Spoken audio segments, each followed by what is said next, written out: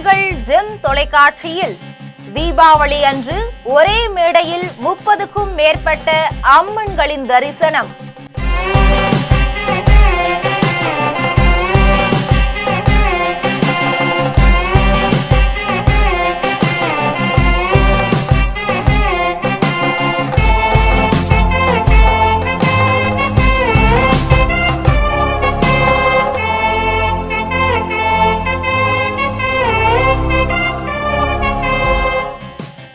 நடிகை நளினி, அம்பிகா, ஃபாத்திமா முன்னிலையில் நடந்த பிரம்மாண்ட அம்மன் மாறுவேட போட்டி. அப்படியே பாலா அப்படிதான் இருப்பா, கொழுக்கு முழுக்குன்னுக்கிட்ட அழகா வந்து அதுக்கு ஒரு திட்டையெல்லாம் பாடிக்கிட்டு the poise and the grace வந்து வேற லெவல். நல்லி சொன்ன மாதிரி மேக்கப் கெட்டப்னா இப்படி இருக்கணும். ஜெம் டிவி மற்றும் அரோரா புரொடக்ஷன் இணைந்து வழங்கும் அம்மன் மேக்கப் கான்டெஸ்ட் 2025. முதல் பரிசு 50,000 வெல்லப் போவது யார்? உங்கள் ஜெம் தொலைக்காட்சியில் தீபாவளி அன்று காணத் தவறாதீர்கள்.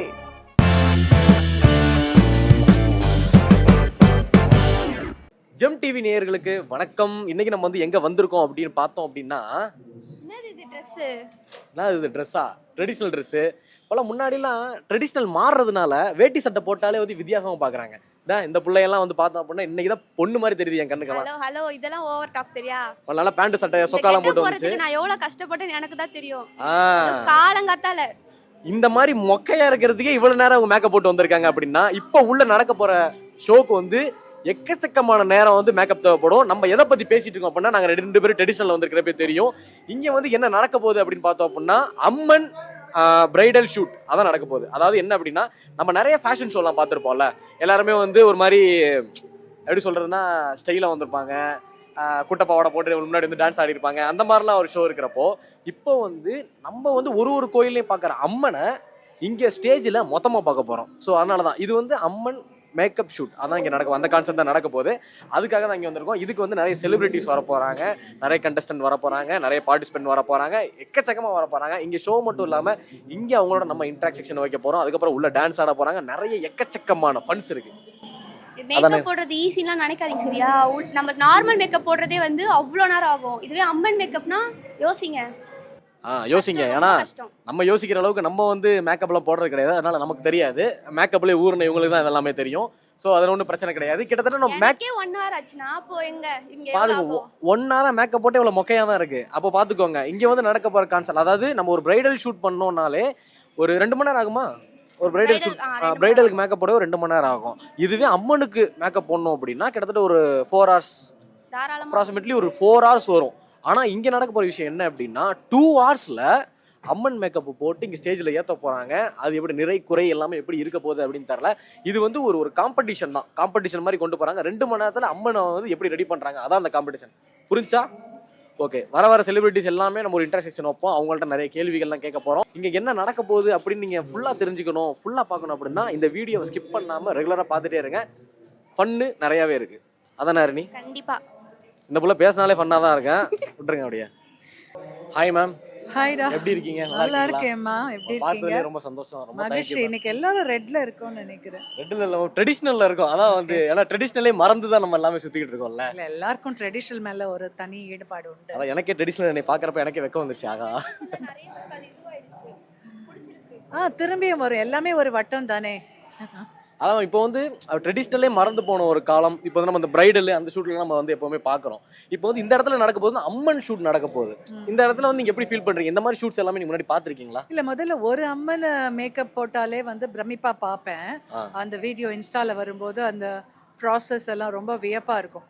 ஸோ ஒரு அம்மனே நான் வியந்து பார்த்தவன். இப்போ வந்து நிறைய அம்மன்களுக்கு வந்து இன்னைக்கு வந்து மேக்கப் கான்டெஸ்டே நடக்க போகுதுன்னும் போது I am really looking forward to it. நீங்க இது வரைக்கும் அம்மனா அதுலயே நடிக்க இல்ல ஆசைப்பட்டிருக்கீங்களா? அம்மனா நடிக்கணும். இப்போ என் கூட ஒரு மேக்கப் ஆர்டிஸ்ட் டிராவல் பண்ணாங்க. நான் சொல்லியிருக்கேன், நான் வந்து கொலாப் பண்ணி எனக்கு மேக்கப் போட்டு விடுங்க, ஆ. அம்மன் மாதிரி நான் ஒரு பண்ணணும் பார்க்கணும் ஆ. அப்படின்னு சொன்னேன். உங்களுக்கு நடிக்கணும்னு ஆசை இருக்கு, ஒரு படத்துல வந்து அம்மனா நடிக்கணும் அப்படின்னு ஒரு ஆசை. எல்லாவும் நடிக்கணும் தான் எனக்கு ஆசை, நடிச்சுக்கிட்டே இருக்கணும் தான் எனக்கு ஆசை. ஓகே, அம்மன்ல வந்து நிறைய அம்மன்லாம் சொல்லுவாங்க. இதுல வந்து உங்களுக்கு வந்து பிடிச்ச அம்மன் அப்படின்னா? கன்னியாகுமரி அம்மன். கன்னியாகுமரி அம்மன். உங்களுக்கு ஏதாவது எக்ஸ்பீரியன்ஸ் இருக்கா நான் பிடிச்சதுக்கான காரணம்? போயிருக்கேன், அவங்களோட மூக்குத்தி பார்த்து ரொம்ப பிரமிப்பா இருக்கும். ஆ. அந்த மூக்குத்தியோட ஒளியில தான் அந்த காலத்துல அது ஒரு கலங்கரை விளக்க மாதிரி கப்பல்ல போறவங்களுக்கு இருந்தது அப்படின்ற ஒரு கதை உண்டு. ஸோ அதனால அந்த வியப்பு மாறாம அந்த அம்மனை நம்ம பார்த்ததுண்டு.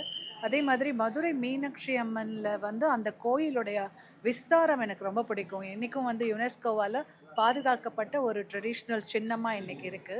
கிட்டத்தட்ட தாஜ்மஹால் மாதிரி தான் மதுரை மீனாட்சி அம்மன் கோயிலும். ஸோ அதோட குங்குமம் ரொம்ப பிடிக்கும், தாழம்பூ தாளம்பூ குங்குமம் குங்குமம். ரொம்ப வாசனையா நல்லா இருக்கும்.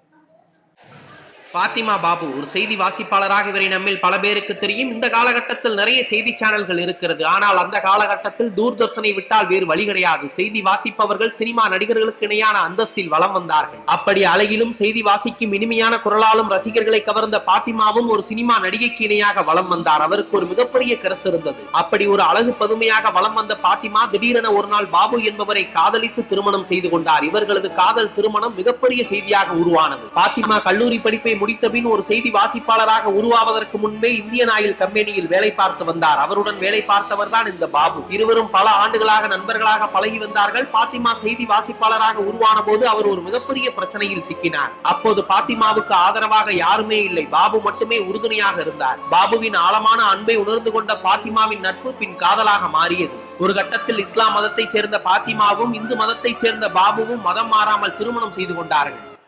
Ma'am, thank you very much for your time and presence.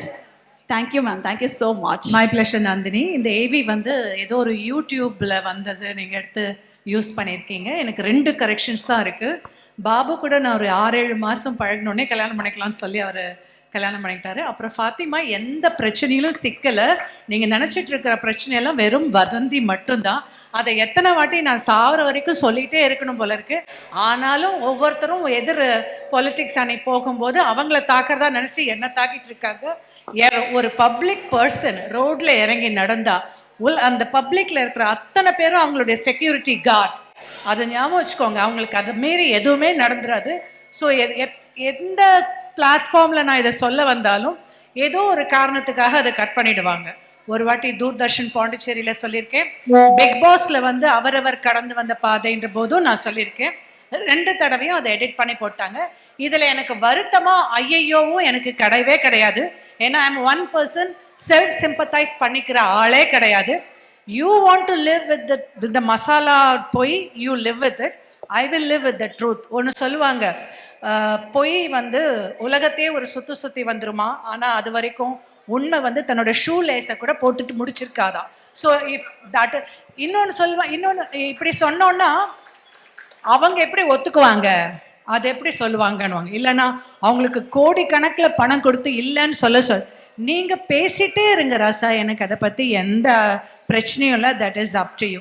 இதுதான் வந்து regarding the AV. And Babu வந்து பெரிய ஆறுதலாக இருந்தாரெலாம் இல்லை, நான் தான் அவருக்கு வந்து பாவம் என்னை இவ்வளோ லவ் பண்ணுறாரே சொல்லிட்டு நான் கல்யாணம் பண்ணிக்கிட்டேன். ஆனால் கல்யாணம் பண்ணும்போது நான் அவரை லவ் பண்ணலை.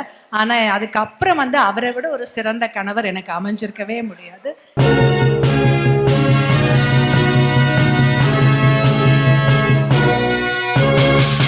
உடனுக்குடன் அப்டேட் தெரிந்து கொள்ள ஜெம் டிவி தமிழ் ஆப்பை இன்ஸ்டால் செய்யவும்.